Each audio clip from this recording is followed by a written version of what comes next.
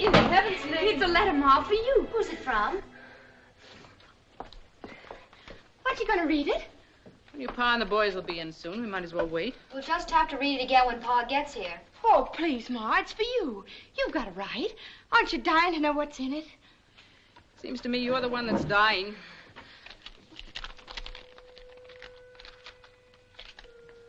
Dragonwyck, May 19th, 1844. My dear cousin Abigail. Nicholas Van Ryn. Who's that? Shh, Tibby. Read the letter, Ma. Though we have never met, we are related, as you doubtless know, through our mutual grandmother, Anya Seton. My wife and I have decided to invite one of your daughters into our home for an extended visit. We shall naturally be able to offer her many advantages which she could not hope to enjoy in her present station. In return, if she pleases, she may serve as a companion to our 8-year-old child, Katrine. Upon inquiry, I have been gratified to find that you and your husband enjoy the honor and respect of your little community. Be so good as to let me know at your earliest convenience which of your daughters you select, and I will make all suitable arrangements for her journey to Dragonwyck. Respectfully yours, Nicholas Van Ryn. Golly. Is he really your cousin? Now, don't go imagining yourselves a couple of lost duchesses. There's not a drop of Van Ryn blood in any of us. It doesn't make any difference to me, I'm sure. But you had the same grandmother. She was... Let me see. My grandfather was her second husband. Her first one died. His name was Van Ryn. Nicholas must be his grandson. He's a patroon. A patroon, Cousin Nicholas? What's a patroon? That's what they call the owners of those enormous land grants on the Hudson River. They're the descendants of the original Dutch patroons. And they're terribly rich and elegant. He must be very important. I remember reading 3 or 4 years ago about his visiting President Van Buren at the White House. But you haven't said yet, Ma, whether I could go. The subject hadn't come up yet that I know of. I think it unlikely that your pa will approve. He's more likely to if you do. And if we do decide to let one of you go, why not Tibby? Me? She wouldn't want to go. Would you, Tibby? I'm sure there isn't anything I want that I can't find right here. I'm not anxious to leave my home. That's not fair. You know I love you and Pa, all of you, in my home. It's just that, well, I try to be like everyone else and want what I'm supposed to want. But then I start thinking about people I've never known and places I've never been. Maybe if the letter hadn't come, I don't know. I must be loony. I was killing a hen for supper. You scour the drain board. No use mooning over it. Your pa'll do whatever he and the Lord think best. There's one thing you can be sure of. They'll both feel the same way about it. This day, O Lord, there has come to me a matter of some slight perplexity. Deliver us, we pray, from hankering after flesh pots, and deliver us from vanity and false pride. However thy will be done. Keep and preserve us through the night. Amen.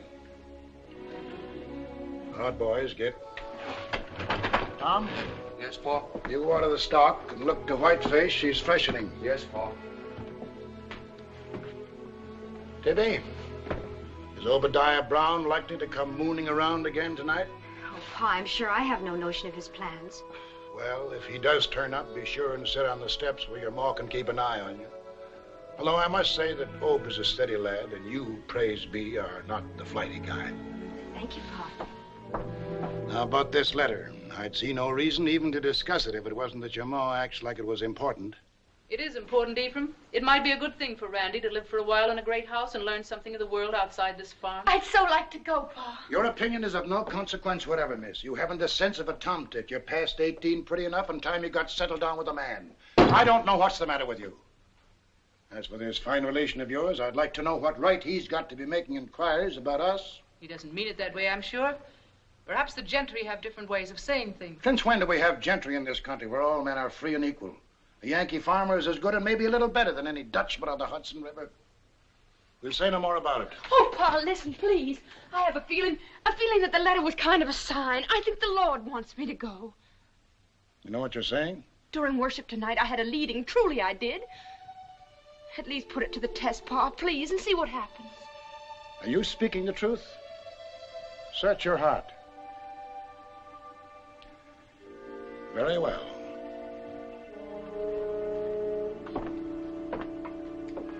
Close your eyes. Now open the book.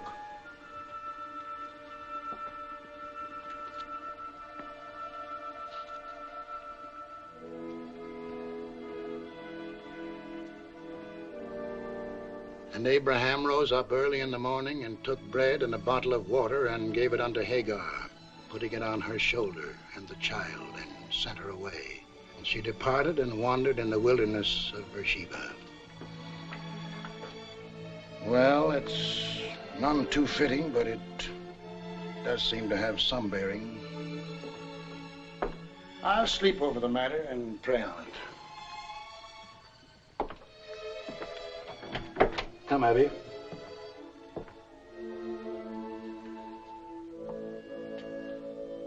You know, this is the first time I've ever known the Lord to go back on your pa.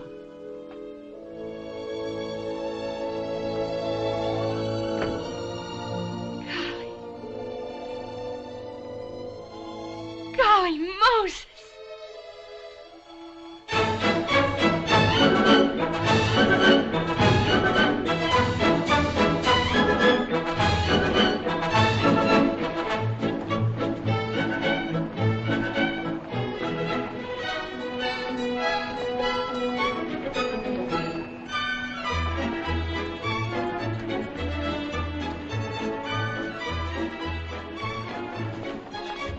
Says in his letter for us to meet him at the Astor House, and this is it. And a less fit place for God-fearing people to meet, I can't imagine. Come ahead.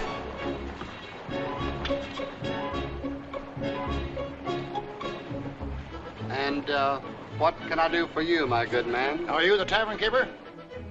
This is not a tavern, and I am not a keeper, my good man. And I am not your good man.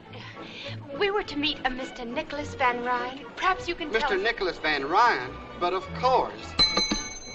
You must be Mr. and Miss Wells. 1,000 pardons. How stupid of me not to have known it once.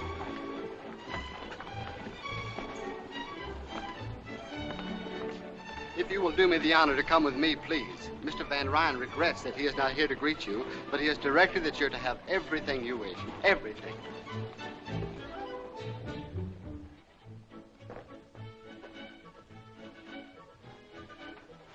What's all this? Dinner, sir. I didn't order any.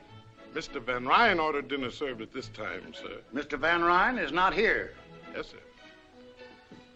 Oh, it's beautiful. The food looks as if it had been painted.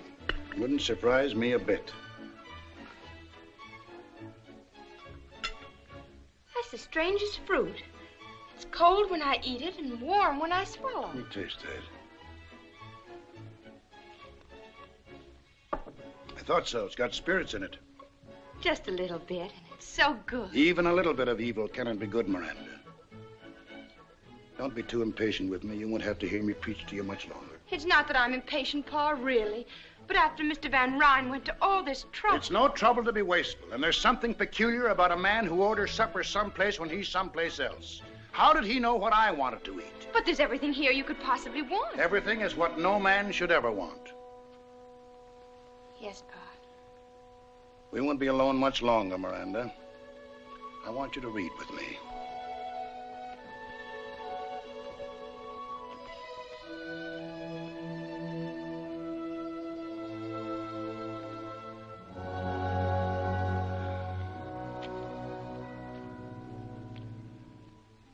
I will sing of mercy and judgment. Unto thee, O Lord, will I sing. I will walk within my house with a perfect heart. I will set no wicked thing before mine eyes. I hate the work of them that turn aside. It shall not cleave to me. A froward heart shall depart from me. I will not know a wicked person. More coffee, Cousin Miranda? No, thank you. You, sir? No, thanks. The music is very nice. I understand they've opened the dining terrace for public dancing. It would be fun to watch. I don't know what made me think you'd be a much older man, Mr. Van Ryn. You've mentioned my age several times now, sir. Does it affect your confidence in me? Alexander the Great, when he was younger than I, had conquered most of the world. Maybe if he'd been a little older, he'd have conquered all of it, or maybe he'd have had the good sense not to try in the first place. Aristotle was his teacher, Mr. Wells, but I'm sure he put things less clearly than you. Tell me, young man, what are your politics? My politics? Since Van Buren is a New Yorker, I imagine you folks up along the Hudson are mostly for him. Martin's an old friend and neighbor of mine. Naturally, if he's nominated, my farmers will vote for him. What do you mean, your farmers? The tenant farmers on my land. There are nearly 200 of them. Never heard of tenant farmers. Don't they own their own land? No, it belongs to me. It belonged to my father and his father, back to the first patroon who took title in 1630. I permit the farmers to work my land, and they in return pay me a yearly tribute and a share of their produce. But they can buy the land they've been working if they want to. No. Why not? Because it belongs to me. As a farmer, I'd rather own 1/2 acre of barren rock, free and clear, than work the richest land in the world for someone else. I dare say we don't understand each other's viewpoint. I dare say. Cousin Nicholas, is that the new waltz dance they're dancing down there? It sounds very much like one. It doesn't look improper at all. Do you dance the waltz? Miranda. Yes, Cousin Miranda, I dance the waltz, but never in a public place. Oh. Our politics may not jibe, young man, but I like your manners. Well, some good may come to you out of this venture after all. I'm glad you think so, sir. Now, it's time for bed. Don't forget your prayers, Miranda. No, Pa. Good night. Good night, Cousin Nicholas. Good night. Cousin Miranda, Yes? on occasion we dance the waltz at Dragonwyck. Good night.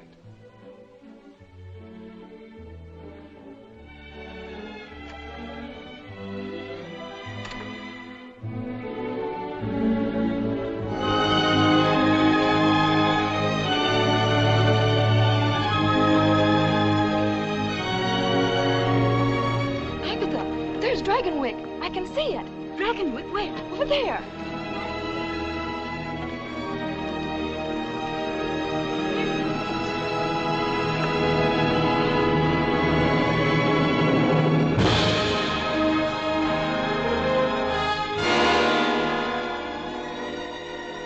Golly Moses. Cousin Nicholas! Cousin Nicholas! I saw it. I saw Dragonwyck. What have you done with your bonnet? How can you sit there so quietly? I should think that seeing Dragonwyck would be more thrilling to you than to anyone. Nothing can be thrilling that is shared with so many other people. Did you like what you saw? I'm afraid I've run out of words. I've said beautiful so often this afternoon. Every now and then you say golly. I prefer beautiful. I'll try to remember. Do you mind if I keep my bonnet off just a minute? The breeze feels so wonderful against my face. Tell me about Dragonwyck. How many rooms? I've never counted them. And lots of servants? I've never counted them either. Golly. I mean, imagine. The breeze must feel wonderful indeed with a face as beautiful as yours against it.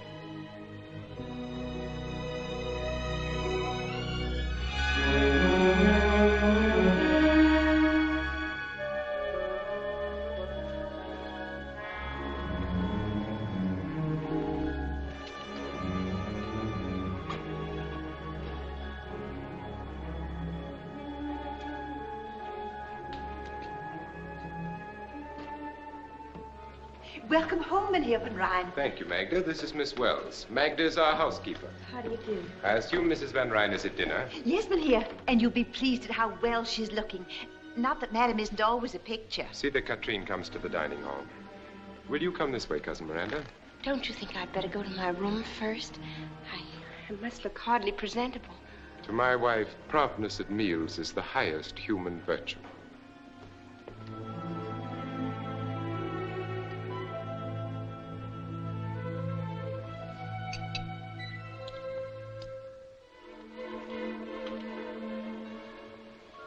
You're back.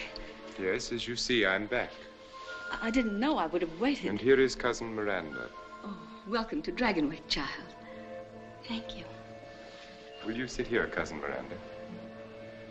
Thank you. Did you have a pleasant trip, Nicholas? Yes, very.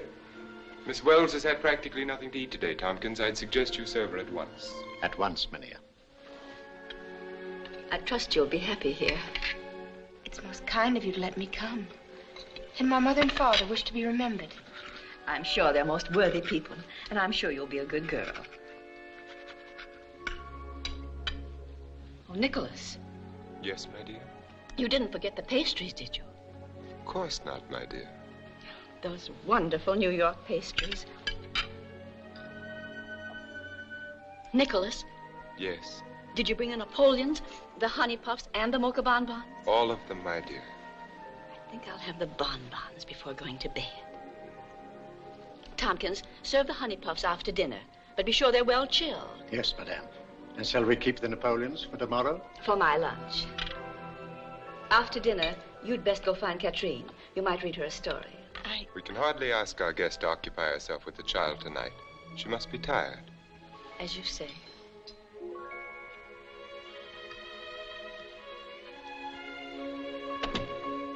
Oh, there you are, Pet. Don't shuffle your feet when you walk. And you're a naughty girl to stay away so much. I never can keep track of you. Have you had your dinner? Yes, Mama. This is your cousin Miranda, Katrine. Hello, Katrine. It would be courteous to return her greeting, don't you think? Katrine and I are going to have a lot of fun together. Aren't we? Yes, Cousin Miranda. May I go now, Mama? Oh, I suppose so.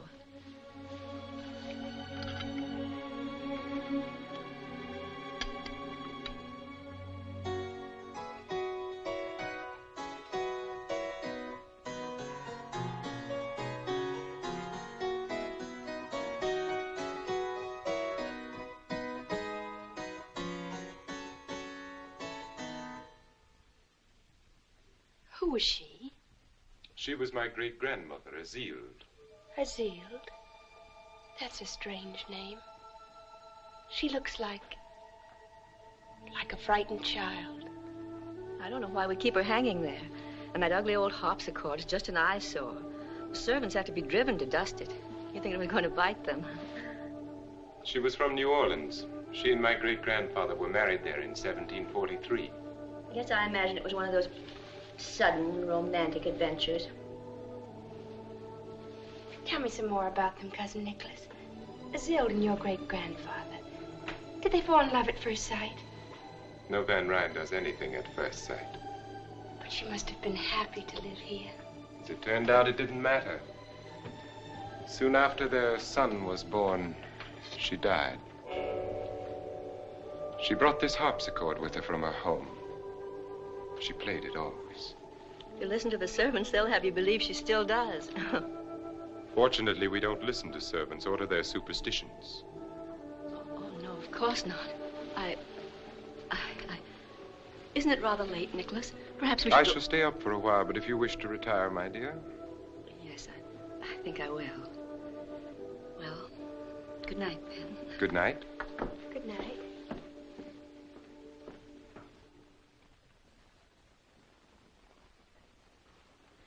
I think I have some new music that will please you more than Van Beethoven, Cousin Miranda.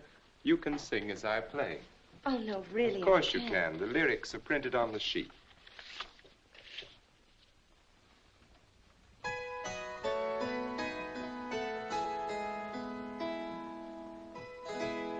I dreamt that I dwelt in marble halls, with vassals and serfs at my side, and of all who assembled within those walls, that I was the hope and the pride.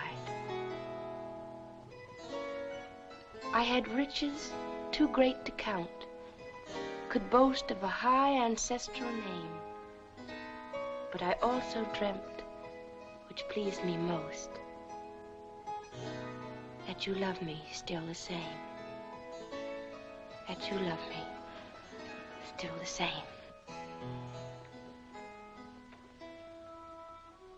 You read the words with an extraordinary understanding. I've never seen them before. Then perhaps there is someone at home whom you've promised to love still the same? Oh, no.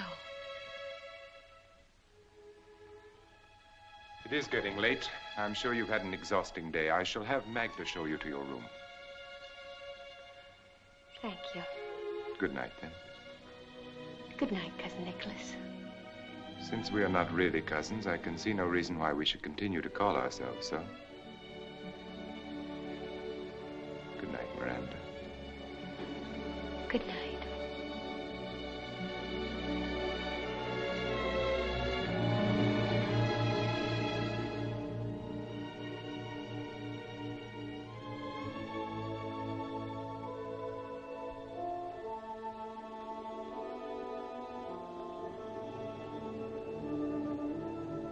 Have you had a pleasant evening, miss? Oh, yes. This is a lovely room, isn't it?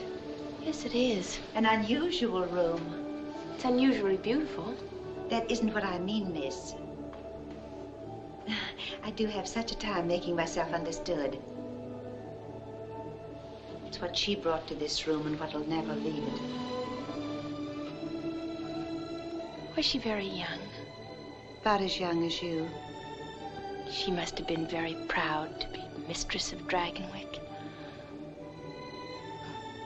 He never loved her. He never wanted her at all. He wanted their son. He kept her from him. He forbade her to sing and play. He broke her heart and drove her...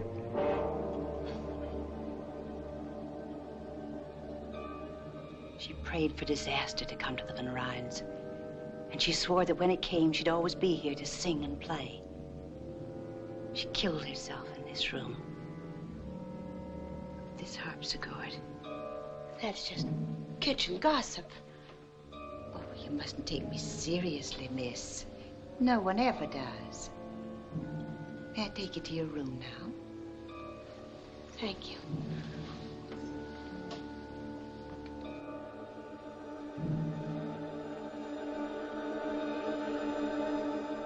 Of course, I've never heard Azeel play myself.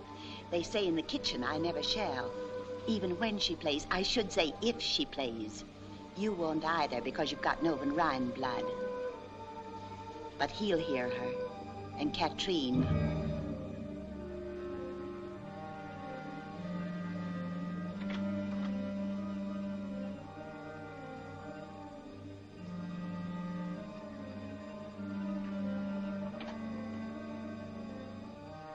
Is this my room? Yes, miss.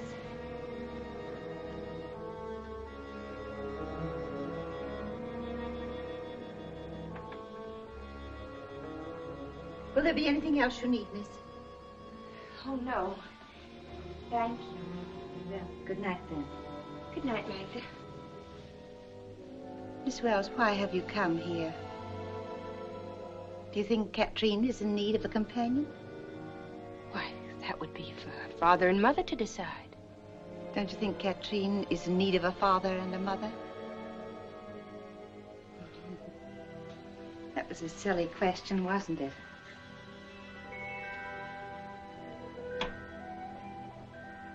You like it here? Of course I do. Of course you do. You like being waited on. I could see tonight it was the first time. You like peaches out of season. You like the feel of silk sheets against your young body. And one day you will wish with all your heart you'd never come to Dragonwyck.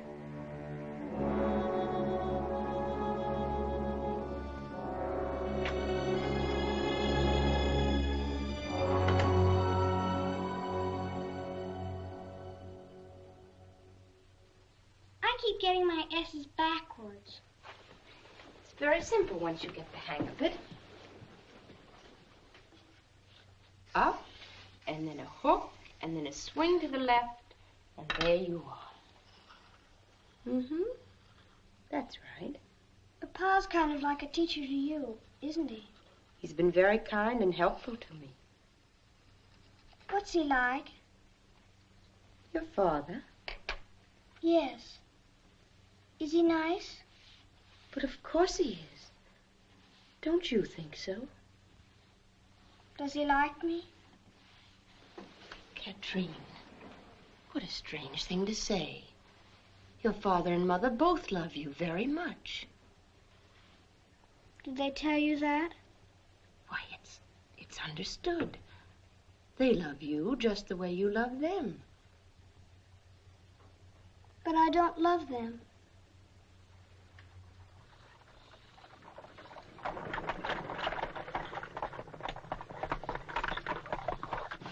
That must be the de Greniers. They've come for the Kermesse tomorrow. They're staying overnight. The Count's such a funny-looking little man. It isn't polite to stare. Did you say Count?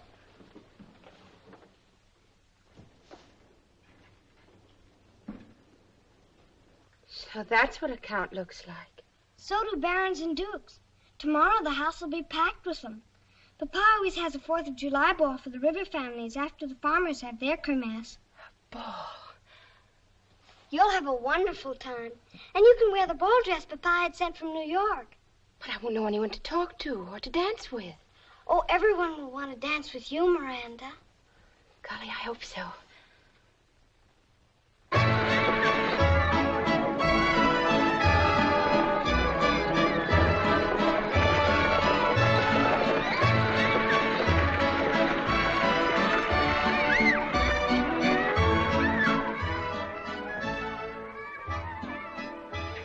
This is where I hide every year to watch. Sometimes, after Papa leaves, I go and stand near the carousel. Perhaps you shouldn't have come, Katrine. It's wrong, you know, to disobey.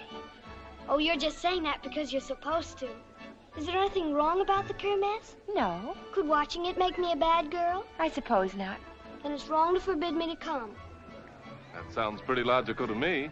Hello, Dr. Turner. Hello, Katrine.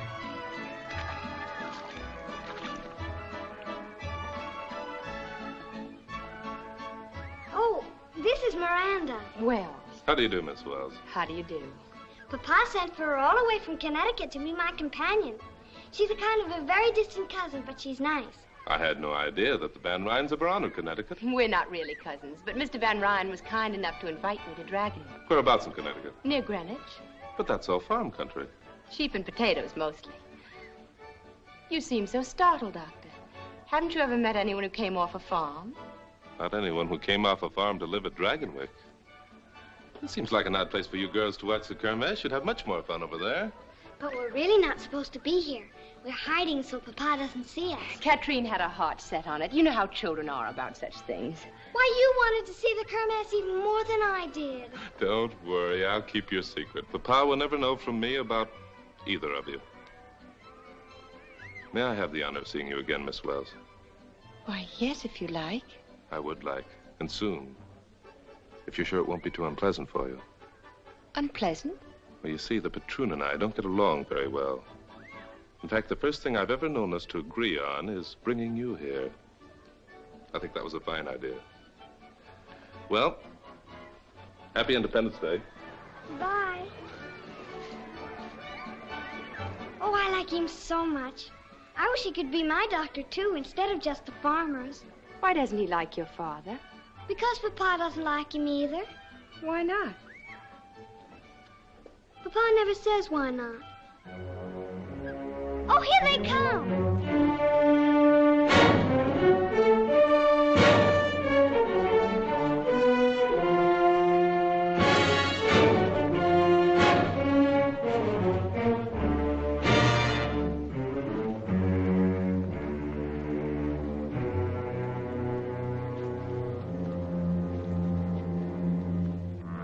What brings you to our Kermesse, Dr. Turner?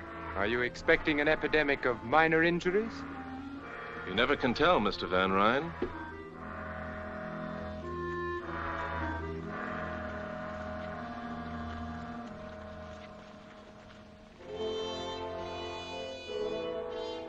This chair came from Holland with the first patroon. It represents, among other things, over 200 years of extreme discomfort. The patroon is ready. The first man will come forward, bringing with him rent and tribute. Class Bleecker, Hill Farm. Rent, winter wheat, and... You've brought nothing with you, Class? No. Perhaps your crops were poor. My crops were all right. Take your hat off when you speak to the patroon. I'm a free American citizen. I take my hat off to no man. What you do with your hat is your own concern. Are you ready to pay your rent? No. Nor will you ever again get so much as a grain of wheat from me. It is your purpose, then, to farm my lands and enjoy the privileges I allow you without making any return. Your lands? Did you hear that? His lands! For 200 years, the Bleekers have worked the hill farm. And for longer than that, it has belonged to the Van Ryn. We've paid the worth of it many times over, and you know it. Well, here's the finish. I'm sorry to hear it. But since you feel that way, I order you to leave my land by tomorrow noon. If you are not gone, I shall have the proper authorities put you off. Have the next man step forward. Otto Gebhardt. Won't you reconsider your decision, Mr. Van Ryn? Klaus Bleeker and his wife and children have no home other than his farm. Where will he take them? I see you've come empty-handed, Otto. Have you a reason? You know the reason. It's his birthright as a free citizen of a free country. These men are not alone. The anti-rent movement has swept New York State. Man, take your head out of the sand and help to solve this problem peacefully. Because it's got to be solved, peacefully or not. Speak up, Otto. I'll bring the stuff tomorrow, sir, if that will suit. Will the rest of you men step forward, please? I have something to say. Tired of listening and talking and listening!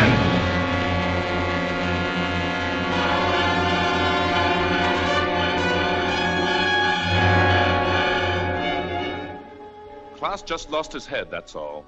He doesn't mean violence any more than the rest of us. I hope you'll overlook this. I suppose I must regard what you did as an effort to save my life, Dr. Turner. And whether or not I regard you as a meddling trespasser, I suppose I must thank you. You've got the facts wrong. The way I see it, you're the trespasser. Also, saving your life wasn't what I had in mind. If Klaus had killed you, it would have done these men infinitely more harm than you could ever do alive. So don't thank me, Mr. Van Ryn. I shall say a few words about what has just happened, and they will be my last. Dr. Turner's efforts to incite anti-rent rebellion in our local district have been well known to me for many months now. Just what is it he wants you to want so passionately? It has an assortment of highly romantic names, the rights of man, life, liberty, the pursuit of happiness, and such. And all those will be yours with the titles to a few acres of soil. Believe me, my welfare does not depend upon you. Rather, you depend upon it. But my rents and tributes and my responsibilities are hereditary, the symbols of a way of life to which I have been born and in which I shall continue to live. I shall never relinquish my position.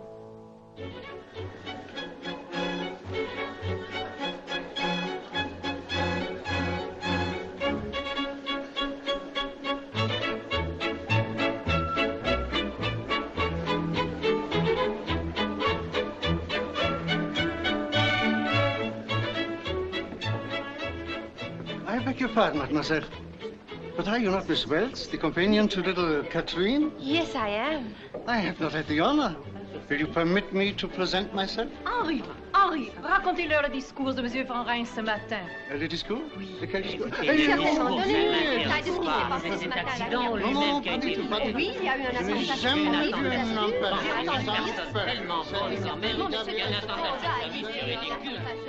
I imagine that ever so many parties are being planned for you and dear Harmon. Oh, yes. The Derwents are giving a soiree for us next month. Everyone will be there, simply everyone. Good evening. Good evening. May I sit with you? We'd be charmed. My name is Miranda Wells. I am Cornelia Van Borden. My sister Elizabeth Van Borden, How do Miss you Helena do? Vanderhyde. How do you do? We were just discussing dear Cornelia's wedding to Harmon Van Brock. Do you know Mynheer Van Brock, Miss Van... Wells. No, I'm afraid I don't. You see, I don't know anyone here. Really? Where are you from? Connecticut. Connecticut? That's in the west, isn't it? Why, no, it's right next to New York State. My sister means that it's across the river. Which river? The Hudson, of course. You see, Miss Van Wells. Just Wells. There are other rivers, you know. Do you know a city in Connecticut called Greenwich? Oh, yes, very well. I live there. It's also called Horseneck. Horseneck? What an incredible name. It seems ever so much more polite to say Greenwich. Well, it's mostly the farmers that keep calling it Horseneck. Tell me, Miss Van Wells, just plain Wells, how is dear Victoria Schermerhorn? Victoria Schermerhorn? You know Victoria Schermerhorn, of course. I know of Victoria Schermerhorn, but I'm afraid I've never met Victoria Schermerhorn. But you live in Greenwich. Well, you see, I don't live in Greenwich. My father owns a little farm just outside. Your father is a farmer. Who is his patroon? There aren't any patroons in Connecticut. Why not? Because there just aren't any. I think that's very odd. I don't. I think my father would rather own half an acre of barren rock in his own name than work the richest land in the world for somebody else. You're raising your voice, Miss Van Wells. It's just plain Wells. And I'll raise my voice if I like. What makes you think you're so much better than I am? We never said we were. The thought seems to have originated with you. And what's more, I never even heard of Victoria Schermerhorn.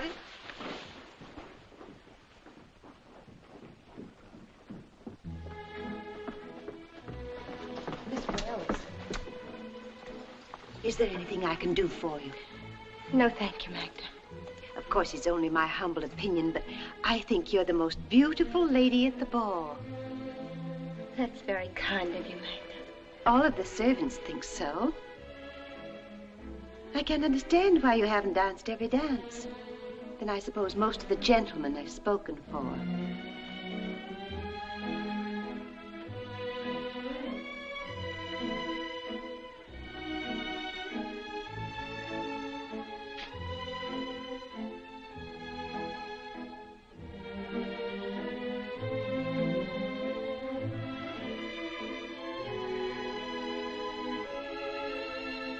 Miranda? Good evening. Are you enjoying the kermesse of the upper classes? Very interesting to watch. As if I were visiting a different world. And I suppose everyone has commented on your gown and how beautiful you look. Not everyone. Do you like it, Nicholas? Very much. And do you think I'm beautiful? The most beautiful lady at the ball? Yes, I do. Thank you. I'm very grateful. You haven't answered my question.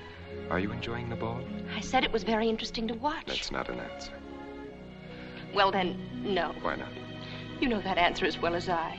Because my name is just plain Wells, and I'm off a farm, and I don't speak French, and I don't belong. That's nonsense. Of course you do. I'm as good as any of them. Better. But it's the wrong river. I'm not from the top of the Hudson. I'm from the Connecticut river bottom. Oh, I've made such a fool of myself. Dance with me, Miranda. I can't go back in. It'll be all over the place by now. They'll laugh at me. I doubt that very much. But you don't know. I know that you'll be with me, and that if anyone laughs, we'll laugh. Dance with me. I'm afraid. You must never be afraid of anything with me, Miranda.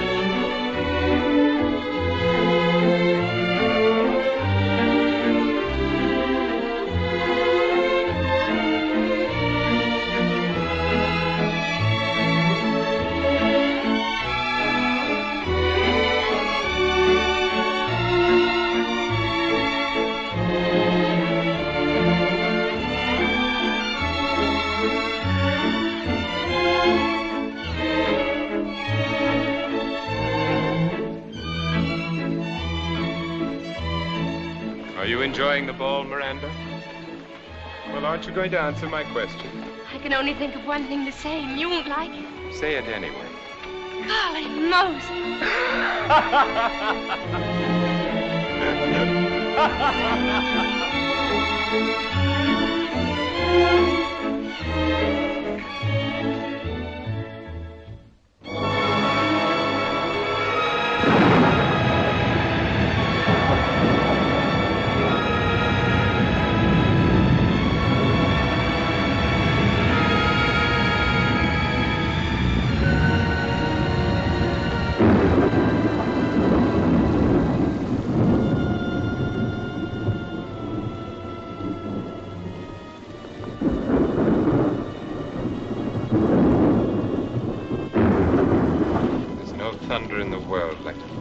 Catskills. The lightning seems to set the mountains on fire and they roar back. That's all very romantic, I'm sure, but it doesn't help my cold.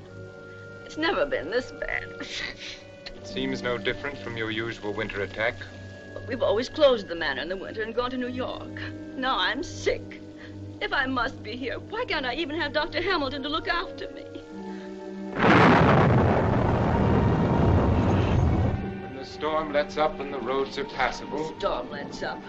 They never stop in these dreary Catskills. Come in. What do you want? Mynheer Van Ryn asked this be brought to you.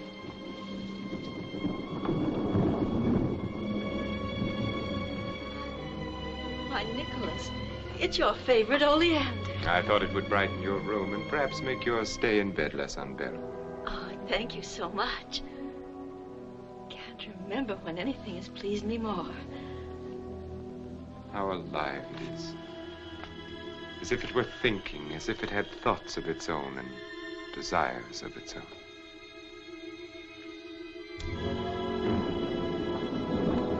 I know how greatly you treasure it, and I'm all the happier that you thought to bring it to me. And I'm happy that you're happy, my dear. Now I'm sure that you'll want to rest. Nicholas. Yes? You're going to your tower room again, aren't you? Yes, why? The servants must think it's strange that you spend so much time up there. And I find it strange that you should think about what they think. What could you possibly do up there? Possibly anything from pinning butterflies to hiding an insane twin brother. Actually, I read. I hope that my explanation satisfies you. I'm sick. Haven't you even let Dr. Hamilton know? Your happiness at the Oleander seems to have faded pretty quickly.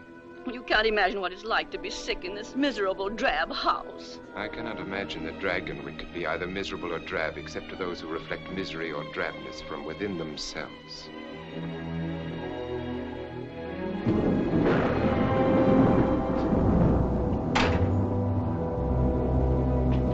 Mynheer Van Ryn. What is it, Magda? Is Dr. Turner? No one is sent for a doctor. Turner, what does he want? He's come to see you. He says it's most urgent. My regrets to Dr. Turner. I am engaged and cannot be disturbed. Yes, Mynheer. Never mind.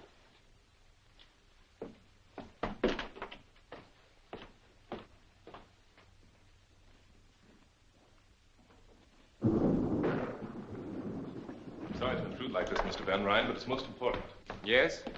Klaus Bleeker's been arrested for murder. It's a pity you weren't there to stop him this time. I was there. He didn't kill anyone. There was an anti-rent riot at Smoky Hollow. Klaus wasn't anywhere near the boy that was killed, but they blamed it on him. If by they you mean the patroons, you must also mean me. The farmers aren't going to stand for this. They've threatened to storm the Hudson jail. With shouts of liberty, equality, fraternity, I take it. Just what is it you want me to do, Doctor? Help my enemy to defeat me? I want your assurance that Klaus Bleeker will have a fair and just trial. Let me make my position clear, Dr. Turner. Whether Klaus Bleeker lives or dies is of no more concern to me than my life was to him. Or you. That seems to be perfectly clear. Good evening. Good evening. Won't you stay for dinner, Doctor? No, thank you. Miranda, have Tompkins set another place. I'd rather not, if you don't mind. Perhaps I spoke a little hastily, Doctor. I might be able to help. Well, that's a pretty sudden change of mind. What brought it on? I assume that John Van Buren is to prosecute the trial, is he not? Yes. He's a close personal friend of mine. You still haven't told me what changed your mind. Dr. Turner, you have my assurance Klaus Bleeker will have a fair trial. Now you might do something for me. Mrs. Van Ryn has a severe cold. Will you help her if you can? Yes, certainly. I'll show you to her room.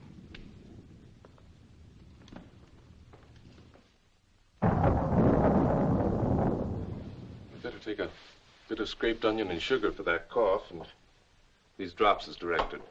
You'll be fine in a few days. A few days? Dr. Hamilton always kept me in bed for at least 2 weeks. He's probably right, but with most of my patients, it's all I can do to keep them in bed while I examine them. A lighter diet might help. Soup, tea, boiled eggs, less cake. That's nonsense. It's common knowledge that one should stuff a cold. I'll eat all I please. Well, you get well faster without it, but you get well anyway. What a beautiful oleander. I'm relieved to know you find so little cause for alarm, Doctor. It's just a head cold. Do you think you could find your way down alone? If you and Miranda will wait dinner for me, I'll visit a while longer with Mrs. Van Ryn. Yes, of course. Good night.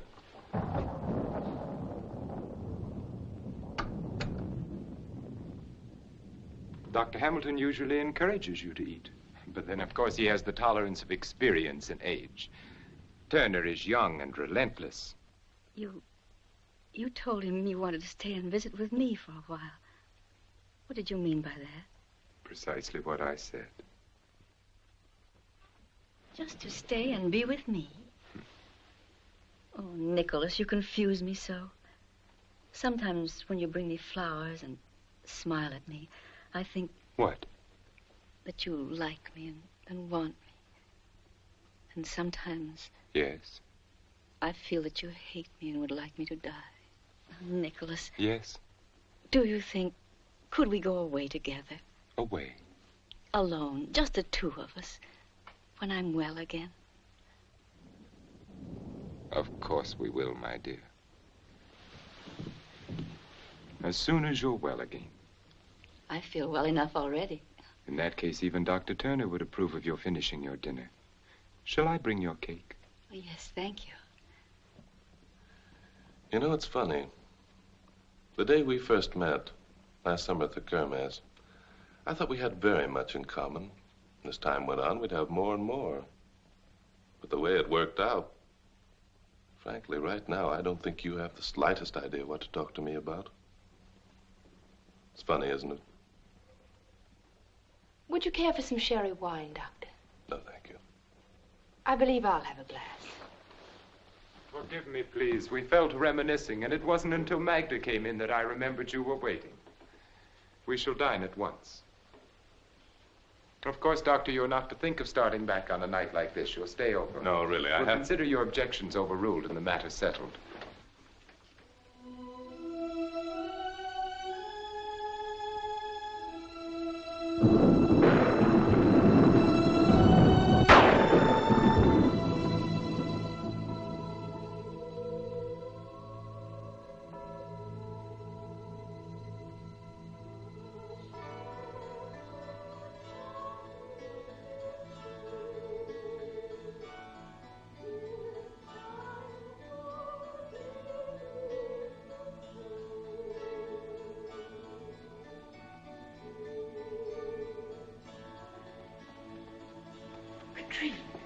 Shh. Why aren't you asleep? Because I don't want to sleep. It's so beautiful. What is? Don't you hear it? It woke me up. Such a pretty song from down there. You've been dreaming. It's a lady. She's singing and playing the harpsichord. Katrine. It's like a lullaby.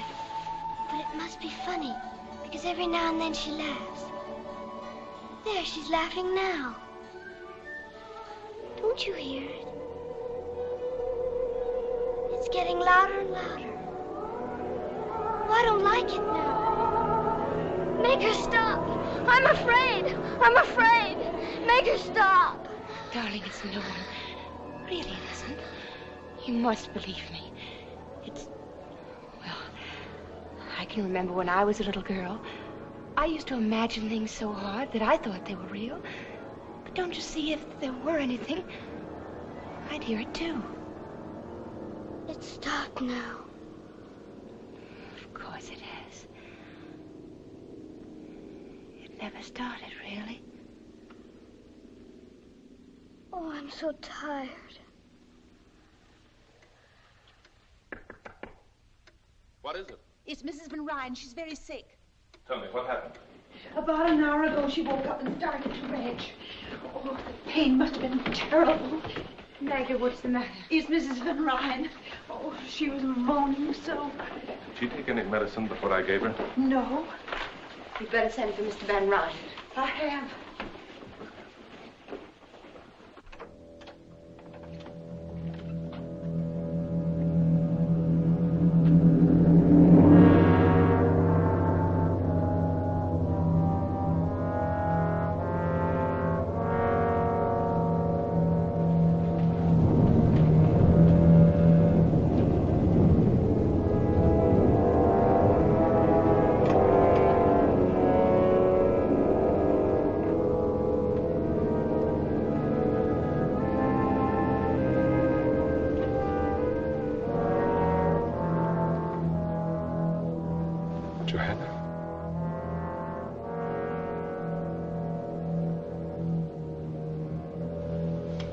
Dr. Turner. I can't understand it. It doesn't make sense. Are you sure she took nothing but those drops I left? Not while I was with her, sir. Except for Magda, no one was with her but me. I gave her some cake. Acute gastritis. It's possible, but I don't believe it. Is it also possible that she may have been more ill than you imagined when you examined her, Doctor? Yes, that's always a possibility, I'm afraid.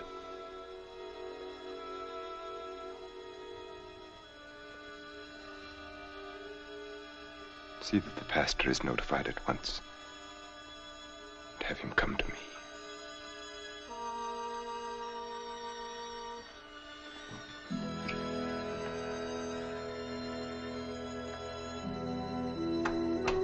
She's smiling.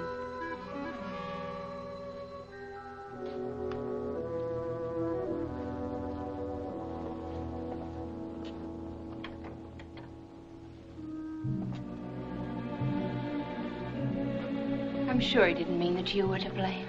Whether he meant it or not. I don't know why she died. That's shameful, isn't it? For a doctor not to know. It's funny the way she ate. Almost passionately, as if she wanted from eating what she couldn't have. You better get some sleep. Good night. Good night.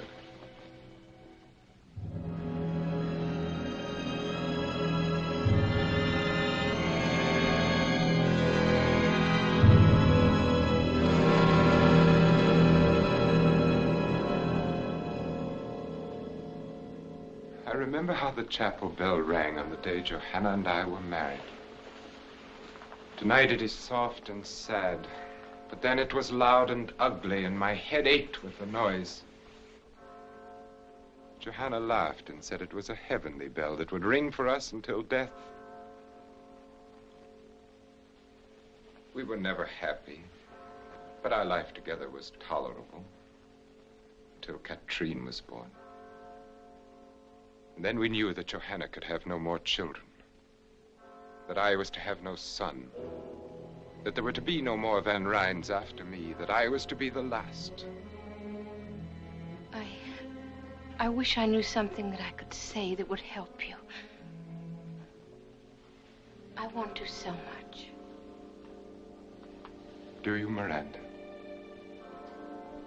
At an unhappy time like this, it must be difficult, I know, to think of anything else. But what has happened was beyond human control, Nicholas. You must have faith. In God, I intend to. I must not feel that my life is finished, and I won't. As long as you are with me.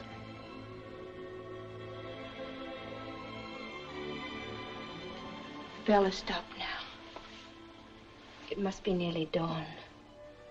Miranda, you've known as well as I that this was inevitable. That we were inevitable. I didn't know who you were, or what, or where.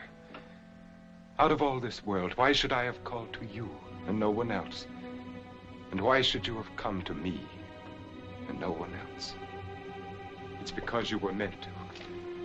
You knew it the instant our eyes first met and everything within us met. And you know it now. You have no right to say that, to talk like this, please. You couldn't help yourself any more than I. Am I right? Tell me that I'm wrong. Forgive me then if you can. I had no right to speak as I did, and you have every reason to be angry with me. But I had to say it. There was no way for me not to. And no one but you to hear it. Good night, Miranda.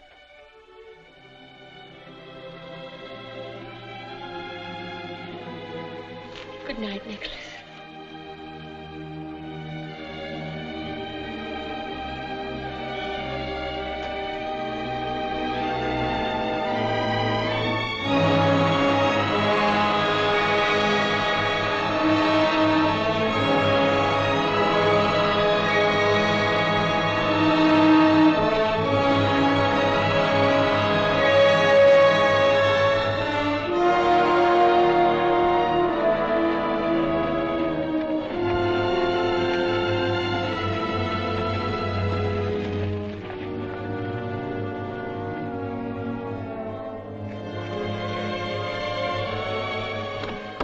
I just heard the news that you're going away. Why, Jeff Turner, I never thought you'd go to all this trouble to say goodbye. That's just it. I don't want to say goodbye to you. But, Jeff, I'm going home. Well, that isn't what I mean. I think it's fine that you're going back to your folks. What I mean is, Greenwich isn't so very far away after all, is it? I know, Jeff, it isn't. And I was thinking that maybe I could come there and visit you in a month or so. Of course, Jeff, whenever you're passing through. Would next week be too soon? Well, I know our relationship hasn't been exactly... Well, I've teased you mostly and sometimes made you angry, but I've always thought that in time I could show you how I really felt. And that maybe... Miranda, you understand what I'm getting at, don't you? Yes, I think I do. I'd like to think that in time... Jeff, I said in time.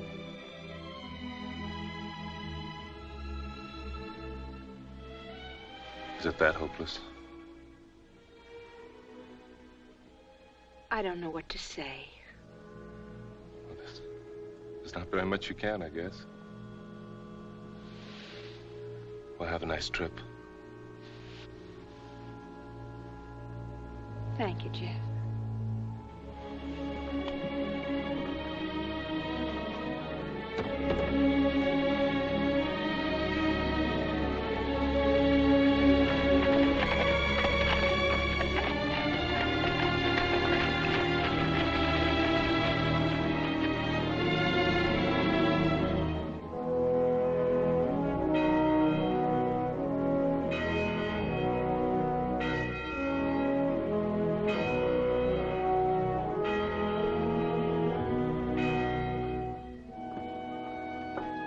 Tom, see that Nat and Seth get to the pump before they come in the house.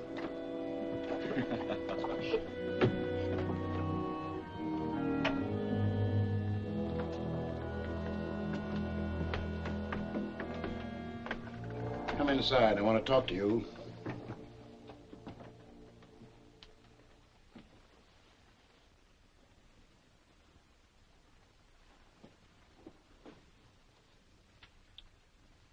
Close that door and come over here and sit down.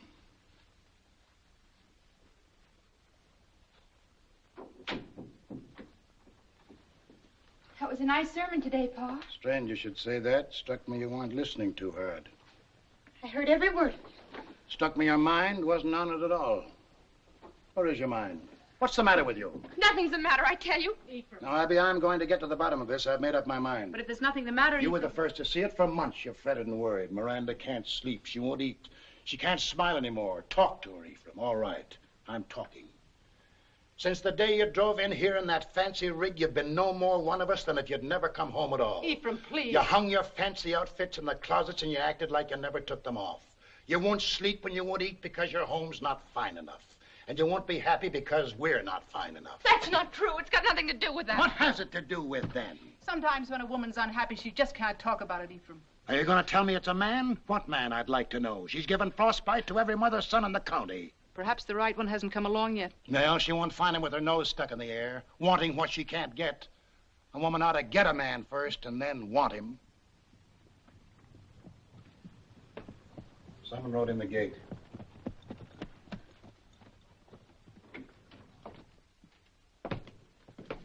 Here's a message for Ephraim Wells, Esquire, from Weed's Tavern in Greenwich. Who's it from? I don't know, but I can tell you how to find out. Read it.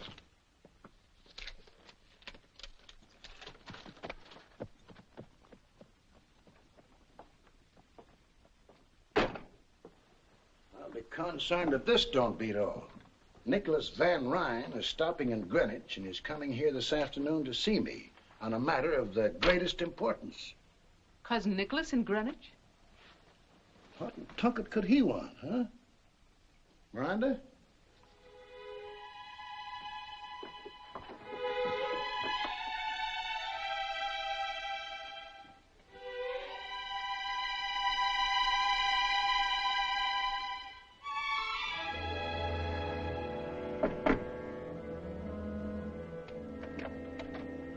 Mr. Wells, how do you do? Nicholas.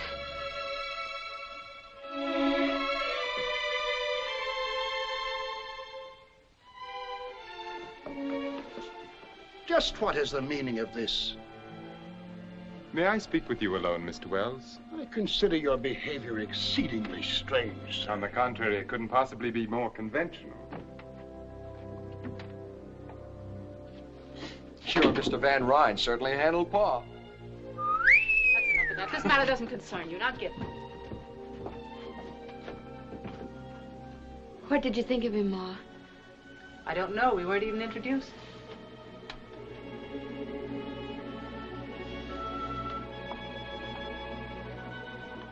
That was just in the excitement of the moment. He's such a perfect gentleman. He'd never be impolite to you. I'm sure he has fine manners. He's come to ask Pa. He wants to marry me. I know. How do you know? Ever since you've been home, you've never brought his name up once. A woman's apt to be that quiet about a man she loves. Besides, you've ironed that dress every week now for 2 months. Miranda, child. Yes, Ma. You love him very much. Of course I do. Are you sure? Why do you ask that?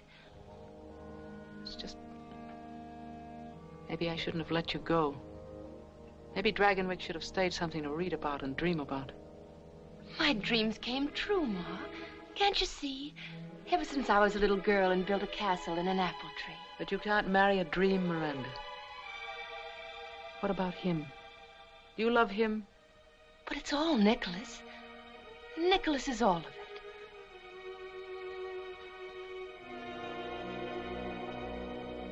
You're acting so strangely. Almost as if you were afraid. Miranda, Abigail, come on in here.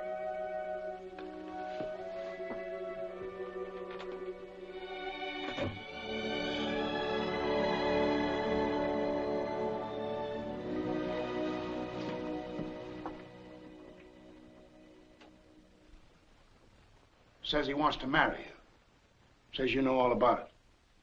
Yes, Pa.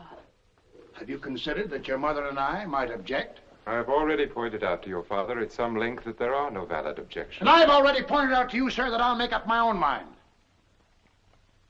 What do you think, Abby? I don't think thinking has anything to do with it anymore, Ephraim. It's something that is, and we must make the best of it. I want to apologize for my rudeness when I entered your house. My only excuse is that I saw nothing and wanted to see nothing but Miranda at that moment. I can understand that, Mr. Van Ryn. You're forgiven. Thank you. I think you should know that I have already called at your parsonage and engaged the Reverend Clark to be here tomorrow afternoon at 3 o'clock. Tomorrow? It's indecent. It's too soon. I want my girl married in a church like a good Christian. I'll have no hole-and-corner wedding here. She has nothing ready, no wedding gown. For once, we will let the ceremony outshine the costume. Whatever dress Miranda wears will be forever cherished as her wedding gown. Got a lot of pretty words. Too many for me. Miranda, you got plenty at stake here. You'd better say something. I'll do whatever Nicholas thinks best. So be it. Amen, Mr. Wells. And now I must return to Greenwich. Miranda, will you walk with me to my carriage? Until tomorrow, then. Goodbye.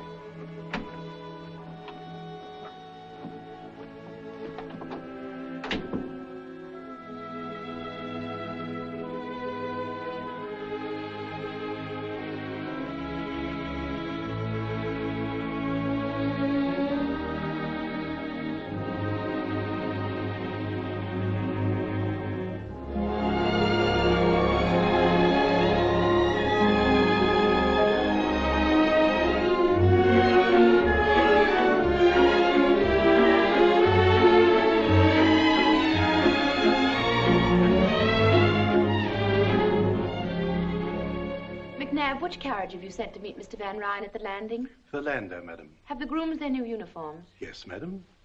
Here are the menus for the week. Thank you, madam. And Mrs. McNabb, I've just written Miss Katrine that we found her doll. Please be sure that it's packed carefully. I wouldn't want anything to happen to it. Certainly, madam.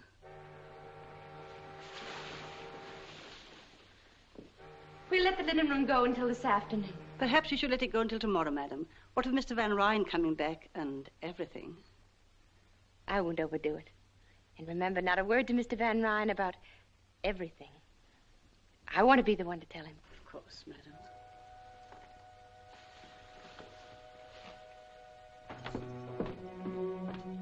Welcome back, son. How did you find New York? Unbearable, thank you, Mrs. McNabb. Nicholas. How lovely you are. I'd almost forgotten how lovely you are. I'm not when you're not with me. I'm not anything. 3 long weeks. Have you missed me? Have you been well? I missed you terribly. And everything has been just fine. As a matter of fact... I'm having our townhouse entirely redone. A new music room. We must plan a series of entertainments for the winter season. Mrs. McNabb said I'd find you here. Oh, I beg your pardon. I didn't know. That's all right, Peggy. This is Mr. Van Ryn. Was it anything important? Well, it was just to remind you that you ate none of your breakfast this morning. And all your favorite dishes, too. We won't talk about food if you don't mind. You'll eat every bite of your lunch or there'll be quite a bit of talk. You carry on as if you'd cooked it yourself. Me? I couldn't cook the bottom of a pan. But she managed to burn my best India muslin negligee. That I did, sir. The ironing is worse than the cooking. And she ruined it completely when she tried to sew it together again. True. Me sewing is even more horrible than me ironing. What would I be wanting with the likes of a greenhorn like you? Can you tell me? That I can't. But you'll eat your lunch just the same. And what was that strange little creature? That was Peggy. Peggy O'Malley. I assumed it had a name. What was it doing here? I've engaged her as my personal maid. Your maid, that untidy little cripple? She's not untidy, and her leg's no fault of hers. She's had a miserable life. It's the strangest recommendation I've ever heard. She's bright and willing and good to me, and Nicholas, I want her as my maid. I shall have McNabb give her some extra money and a good character. It's so little to ask. Please, Nicholas. Deformed bodies depress me. Perhaps I can divert your attention with this. I brought it for you from Mr. Tiffany's new shop. How dare you say that? How dare I? You speak as if her crippled leg were a weakness on her part rather than merely God's will. We'll agree then it is God's will. Now perhaps we can discuss your plans for the Kermesse ball. Are they progressing nicely? Madame Duclos swore to me that your gown will be finished and delivered to you in time. She needn't overwork herself. It's very likely I won't need it at all. What do you mean? The Van Borden sent their regrets yesterday. Their regrets?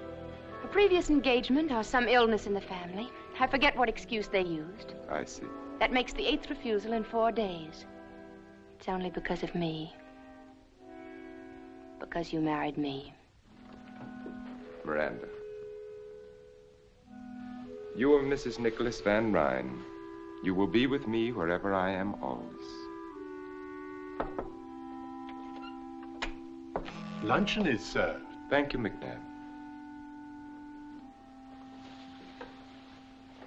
Nicholas. Yes? Sometimes I think that we... That we what? I think about that night. The night she died.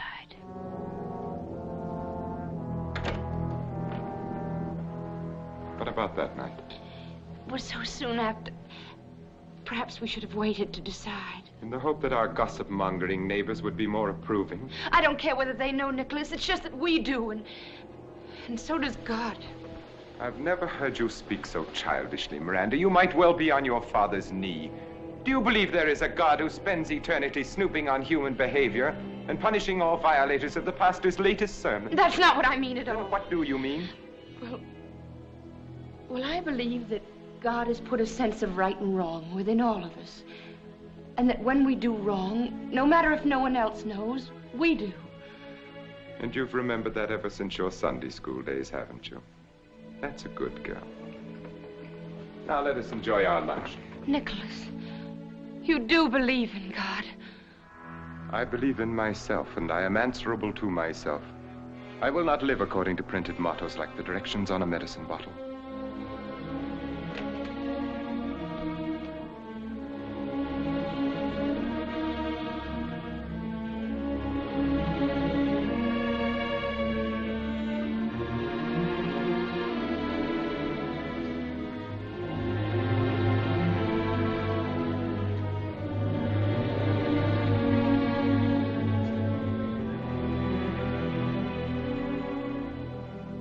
Would you like me to say grace?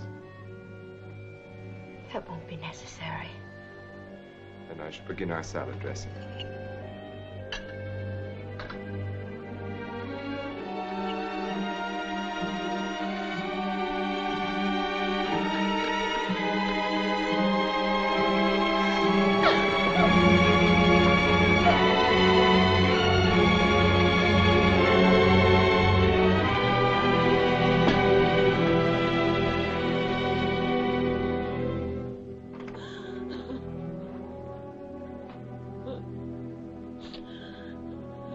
Possible excuse can you have for humiliating me like that? Miranda, what is the matter with you? I believe in God. It is your privilege. I have no intention. And so will my child believe in him. Miranda. And I will pray to God to make him healthy and strong and happy. Miranda, is it true? Yes, are you glad? And now may I have Peggy as a reward, if nothing else? Have I done something to please you at last?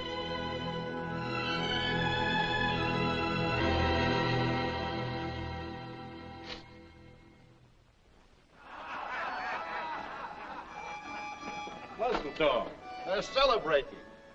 I'm gonna celebrate too and get drunk. John Young's our new governor, and the farmers of New York State have got a right to celebrate and get drunk. Hand me up my ancestral chair.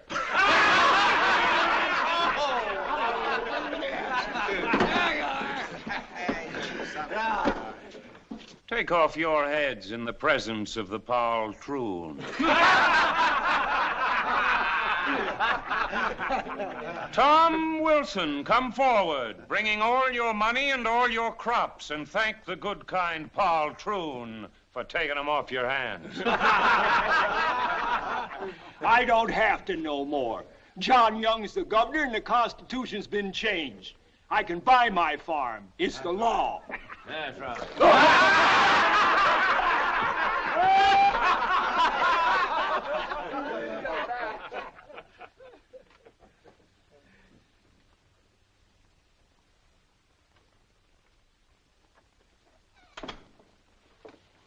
Dr. Turner, will you come with me at once to Dragonwyck? We need you urgently. Is anything wrong? Mrs. Van Ryn is having a baby. Her time is here. Dr. William Brown has been staying at the manor. I had him come from New York. He's a fine doctor. He's a fool. I beg you to come. There are certain symptoms. Have you any reason to think she's in danger? Mrs. Van Ryn, I don't know that she... Doctor, nothing must happen to my son. All right.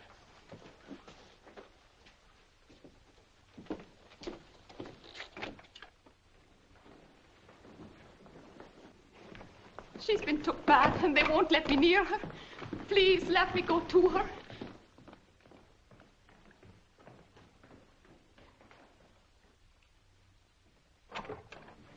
What is it, Dr. Brown? What has happened? Everything's quite all right, Mr. Van Ryn. Quite.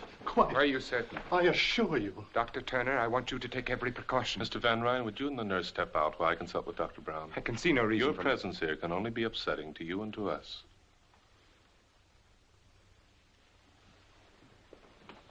Dr. Turner, thank heaven you've come. I can't assume this responsibility alone any longer. The man's a maniac. I think he'd kill me if anything went wrong. Nonsense. My dear fellow, you just don't know. When I tried to resign from the case and return to New York, he had me locked in my room. He watches me all the time through those icy eyes of his. Sometimes I think he's mesmerizing me. Have you been giving her laudanum? Yes.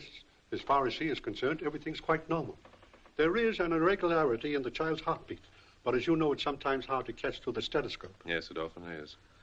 I think I'll wait until she wakes a little before I examine her. In the meantime, Doctor, why don't you get some rest? If you'll take over for a little while, my room is just down the corridor. I will call you if you need it. And don't worry. Thank you, Doctor. Thank you.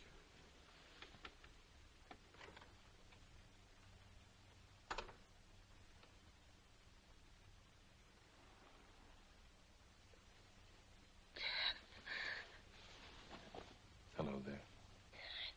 I don't know whether to believe this or not. You can believe it. Are you going to take care of me now? Yes. I'm going to take care of you now. That's good. It'll be all right now. I'm not afraid anymore. Don't be afraid. Call Dr. Brown. Jeff, help me. I'll always help you.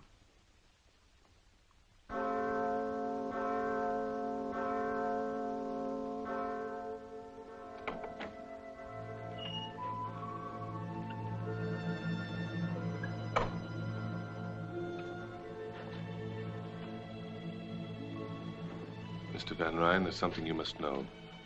Your son is not well. I can't tell you how sorry I am, but at least your wife has come through beautifully, and in time there's no reason why you can't have other babies. My son is entirely well, Dr. Turner. I appreciate your services, and you will be suitably recompensed.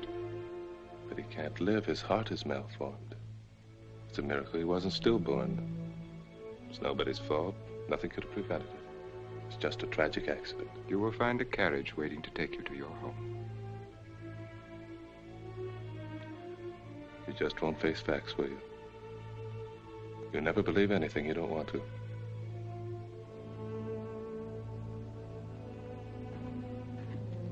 And there is no reason for you to see Mrs. Van Ryn again. Good day, Doc.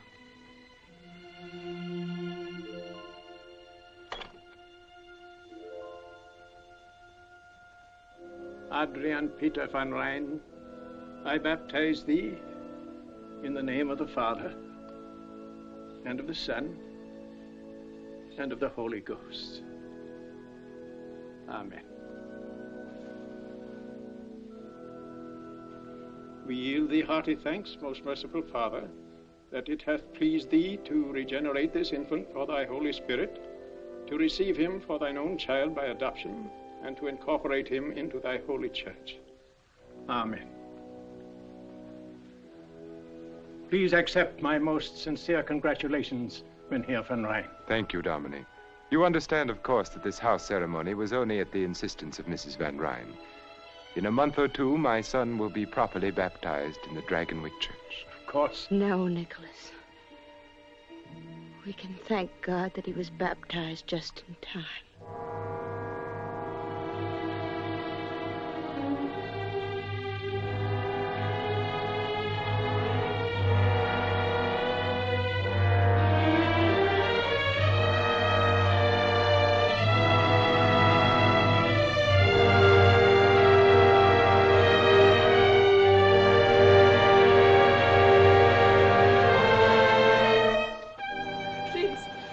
Now, please. You loathsome little cripple. Why should you have been permitted to live and not my son?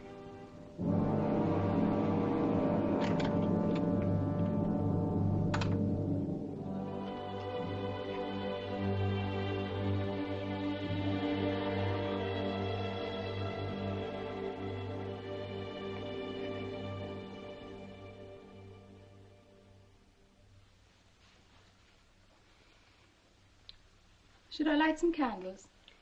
No, I like to sit here in this half dark. You'll ruin your eyes. How long has he been up there this time? A week, perhaps more. Ever since he got back from New York. And before that... I'm sure it isn't very pleasant for him, Peggy. And what is it for you? Shut up there for weeks on end without a word or a sound. If it was any man but him, I say he keeps a bottle up there in that tower room. Peggy. Kiss them.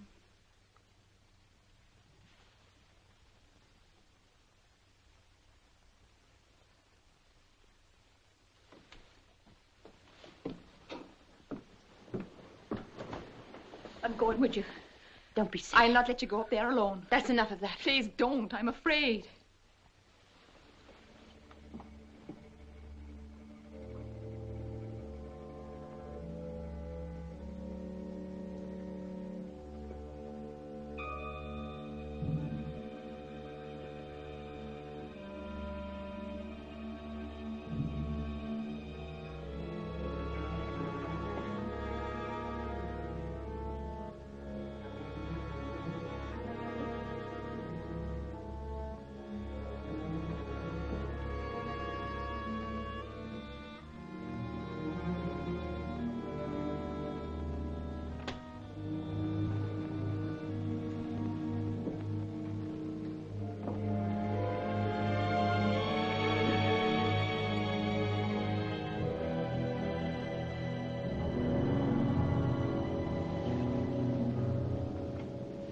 Oh, it's you. Yes, Nicholas.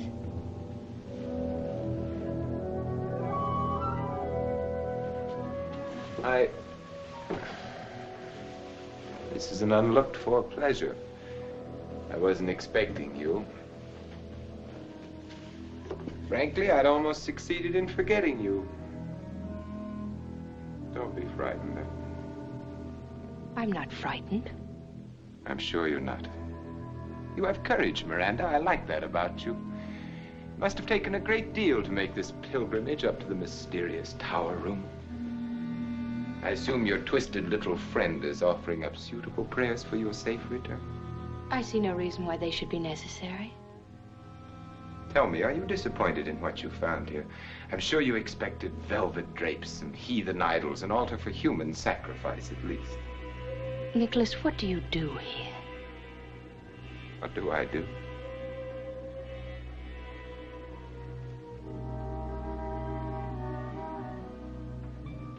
I live. I'm sure you mean a great deal by that, but it isn't very clear to me. Didn't expect you to understand. How could you? Don't be offended. By ordinary standards, you're quite intelligent. But I will not live by ordinary standards. I will not run with the pack. I will not be chained into a routine of living which is the same for others. I will not look to the ground and move on the ground with the rest. Not so long as there are those mountaintops and clouds, and limitless space.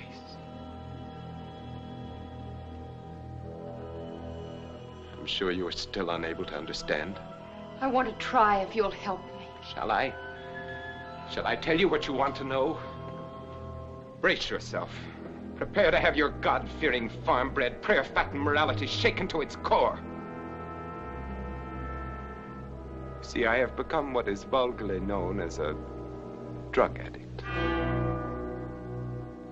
Why?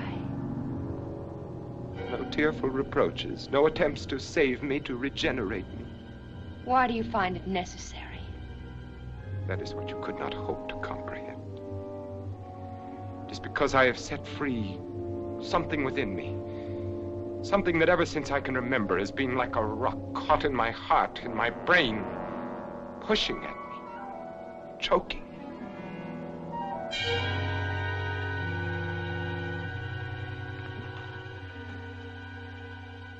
I know you better than you think. Perhaps I have underestimated your intelligence. No, it's pretty ordinary and farm-bred. I couldn't follow everything you said, but I think it's pretty simple. You're just plain running away. Is it as simple as that? I've seen farmers with their crops ruined and their cattle dead, and most of them just go to work. But some of them blame their troubles on God and get drunk forget, to run away and hide. That's what you're doing, Nicholas. Whenever you've come up against something unpleasant that you couldn't change, like the rent law. Or the death of my son. Our son. Get out of here. Nicholas, let me help you. I don't need to be helped. Help me, then. Please don't shut me out like this. Let me be unhappy with you and happy again. Let me be part of you. Let me love you and love me, too.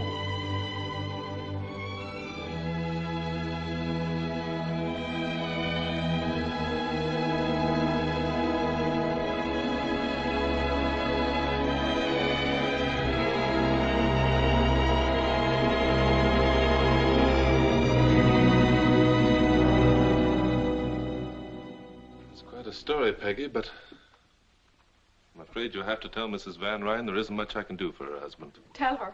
She doesn't even know I've come here. Then what? And do you suppose I'd so much as whistle to get help for him? It's her I'm afraid for, Dr. Jeff. Afraid of what? I can't say right out, but there's a blackness in that house and in him. His coming and going, the look in his eye when he watches her. You've got to come and take her away. What makes you think she'd want to go? Whether she wants to or not. I'm only a doctor. I've got no right You can't leave her there to be hurt and hurt again. Not knowing what she's done wrong or how to do right. Happy as a child because he so much as sends a plant to her room. Plant?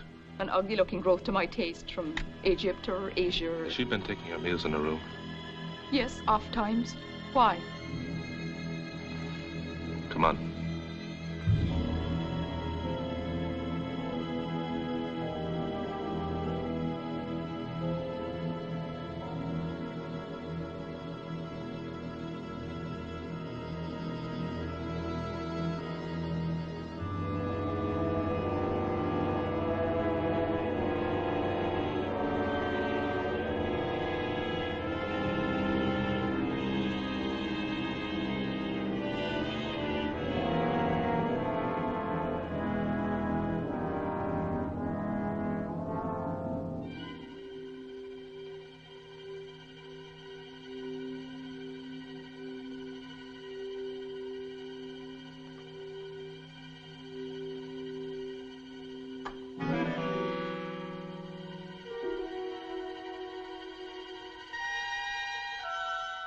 Please don't stop on my account. Your father wouldn't have. I remember how he continued to read so doggedly. Ephraim Wells took his religion without flinching, the way a strong man should. Nicholas, what do you want? I appreciate the warmth of your greeting. Quick happiness in your face at my appearance, your pleasure at my company. Why have you come here? Inasmuch as this is my house, must I explain my presence in it? Of course not. Forgive me, I'm so tired. I'm sure you are. This has been a trying time for you. And yet, strangely enough, your tribulations seem to have become you. I cannot remember you more beautiful than you are now. And your beauty amazes me as much now as always. Your strength, the earthiness of your peasant stock, and more, your grace, your unexpected look of quality. It would be a pity if we were not to have another. If you were barren. That's a matter of the Lord's will. Yes, the Lord. I'd forgotten. The Lord who giveth life and also takes it away. Why did he take my son's life? I have no way of knowing that. It could not have been without purpose. No one gives life, takes it without purpose. Why do you suppose you are here, Miranda? By the Lord's will or by mine? What you are is the reflection of what I wanted you to be. You live the life that I gave you. Now you do look frightened. What are you thinking? Johanna. Why? I don't know.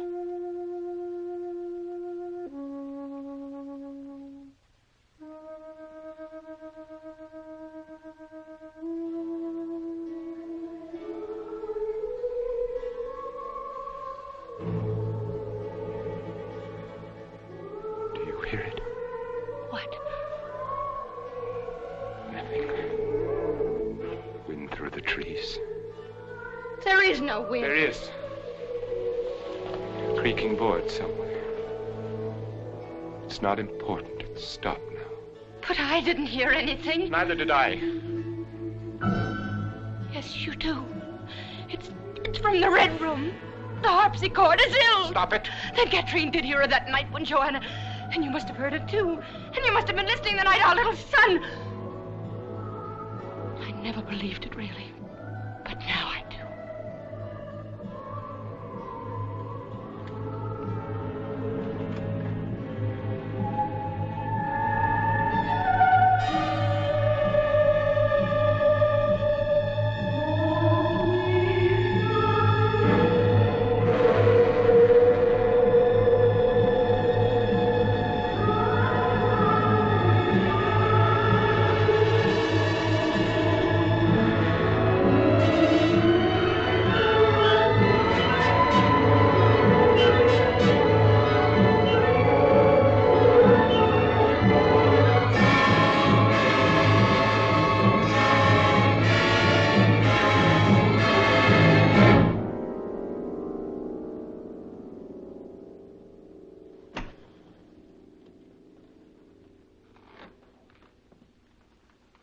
I just happened to be passing by, and I thought I'd drop in. Passing by. I see. Summoned in the best heroic tradition by the faithful little cripple. And have you an army of farmers equipped with pitchforks lurking in the garden? No.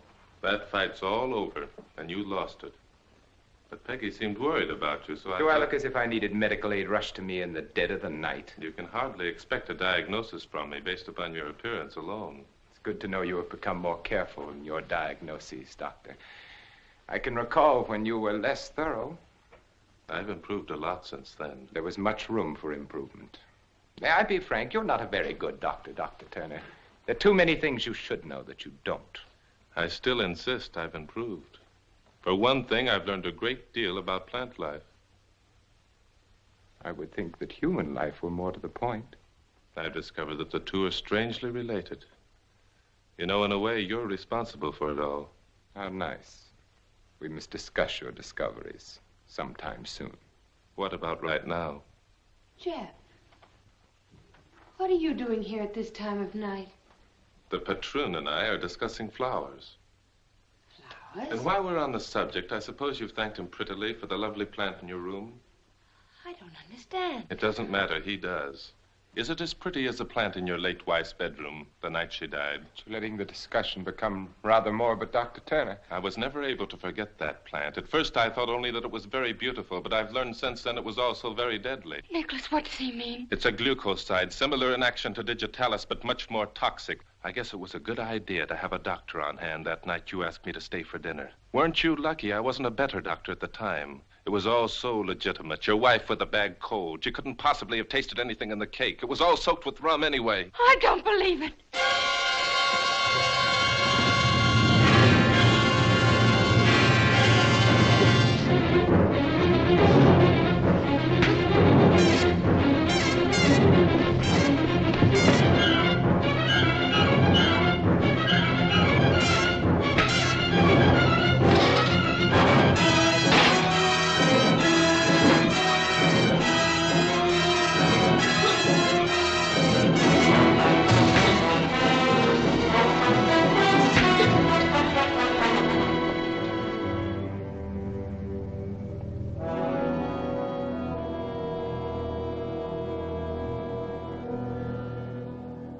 Miranda, you better come with us.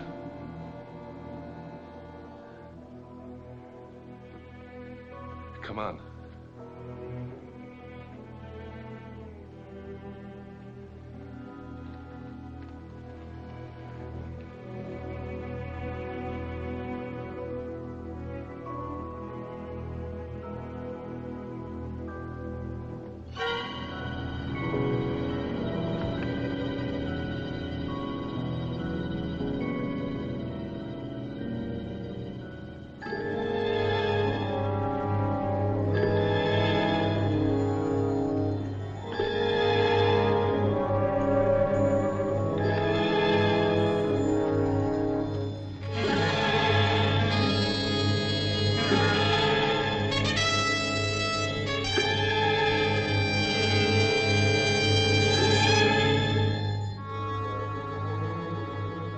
Tom Wilson, Jeb Ribbling, Gebhardt, Brown, Berger.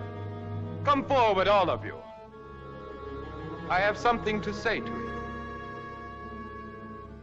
Apparently, I have not yet been able to make my position clear. I will try once more. Believe me, my patience has come to an end. Lives, liberties, happinesses. Pursue them where you will. Sing and dance and dip them in bronze if you like. But you will not destroy Dragonwyck. You will not take away from me what has been mine for more than 200 years. No babbling idiot of a governor will make laws that have to do with my manor, with the manor that my son... that my son will inherit.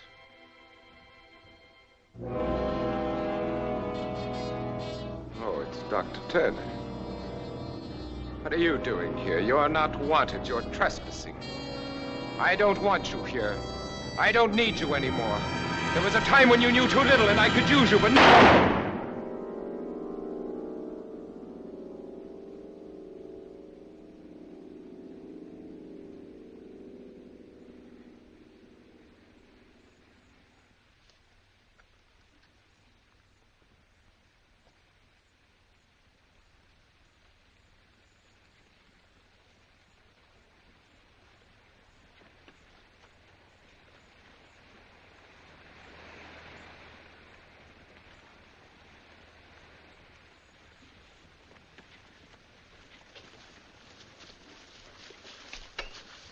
If you don't mind, Mr. Van Ryn, I'd have to ask you to come along with us.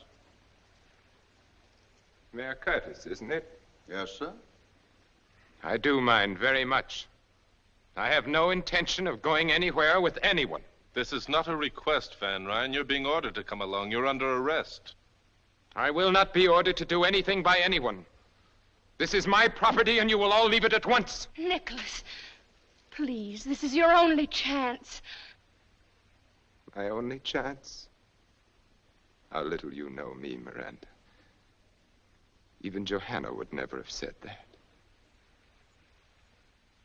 Dr. Turner, you might use your influence to benefit these men for once and tell them to get out of here. How little you know me, Mr. Van Ryn, or them. You don't believe I'd shoot? Yes, I believe you. Have it your way, then.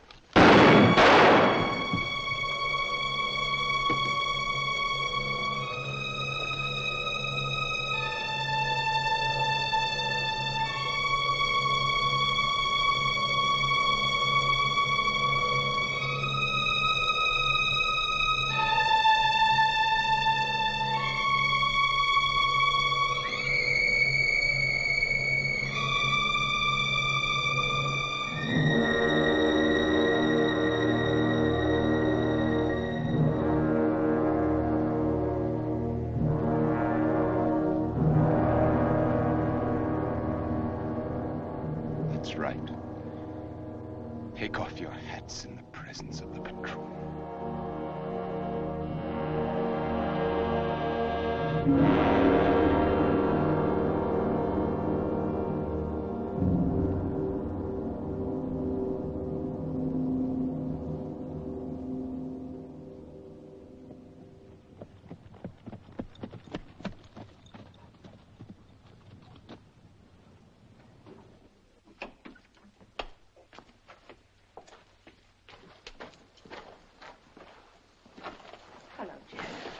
I thought if you didn't mind, I'd ride alongside to the boat landing. You're welcome to ride inside. Well, thanks. I'd like nothing more, but then I'd have to ride back here and not alone. You understand? Of course I do. Goodbye, Mrs. McNabb. And thank you for everything. It'll be lonely here without you, Mrs. Van Ryn. Mrs. Van Ryn. Suddenly it sounded strange to hear you called that.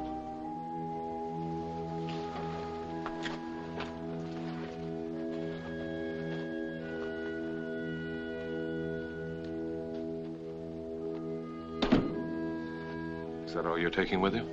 It's all I brought with me. From home. Except a black dress. The way you just said home. As if you never had any other. Have I ever? You answer that. You know, Ma once said she felt she shouldn't have let me come to Dragonwyck. That she was afraid. You couldn't marry a dream, she said. Do you dream much, Jeff? Sometimes. Some dreams are very real, I guess. So real that they get confused with reality. And then when you wake up and look around, you find yourself saying, what am I doing here? How did I get here? What is this to do with what I am and what I want? Then I guess you make up your mind you've had a nightmare. And you go crawling to your Ma and Pa. So it's back to Greenwich now, Miranda. With never another thought of anything here. Well, Greenwich isn't so far away after all. Perhaps you'll be passing through sometime, Jeff.